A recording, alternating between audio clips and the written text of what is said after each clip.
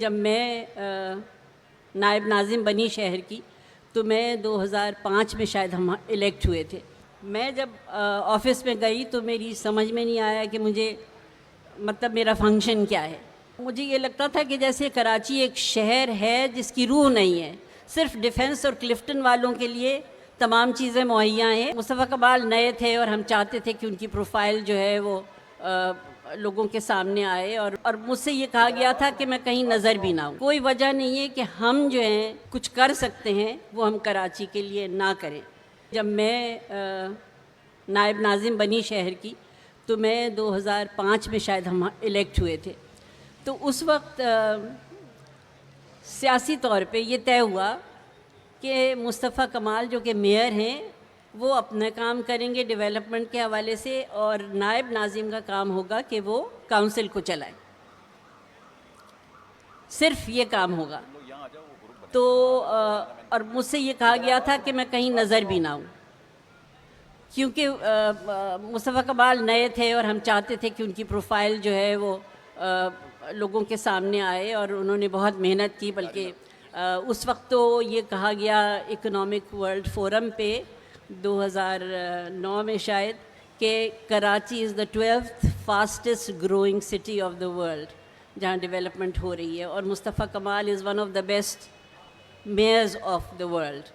تو بلکہ ان کا نام اتنا زیادہ وہ کام کروا رہے تھے کراچی شہر میں کہ ان کا نام مصطفیٰ کمال کی جگہ مصطفیٰ کدال کے نام سے ان کو جانا جاتا تھا. تو اب جب یہ افراتفری شہر میں پورا کھدا ہوا تھا, اور میں جب آفس میں گئی تو میری سمجھ میں نہیں آیا کہ مجھے مطلب میرا فنکشن کیا ہے. تو اس وقت پھر یہ ہوا کہ میں نے ایک ہمارا کراچی نام کا ایک NGO رجسٹر کروائی, اور اس کے تحت ہم نے کراچی بھر میں پروگرامز کروانے شروع کیے. کیونکہ مجھے یہ لگتا تھا کہ جیسے کراچی ایک شہر ہے جس کی روح نہیں ہے, ادب اور تہذیب اور ثقافت کا کہیں نام و نشان نہیں ہے. صرف ڈیفنس اور کلفٹن والوں کے لیے تمام چیزیں مہیا ہیں, اور عام لوگوں کے پاس یہ سب کچھ نہیں ہے.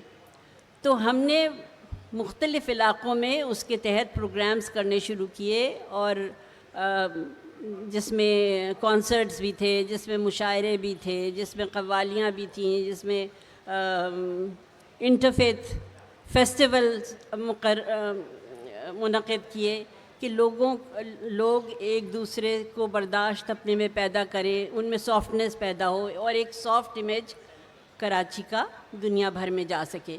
تو میں سمجھتی ہوں کہ وہ بہت کامیاب رہا.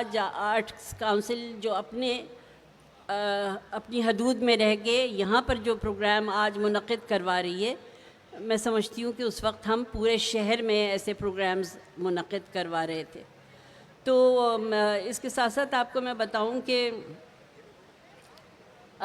ہم نے ایک امیج مینجمنٹ انسٹیٹیوٹ بنوایا, کیونکہ میری کوئی ٹریننگ نہیں تھی. مجھے آپ سمجھیں کہ گھر سے لا کر کسی بھی مجھے بٹھا دیا گیا تھا. تو میں سمجھتی تھی کہ ٹریننگ انتہائی ضروری ہے. تو ہماری کونسل جو تھی وہ اس وقت اس قدر آپس میں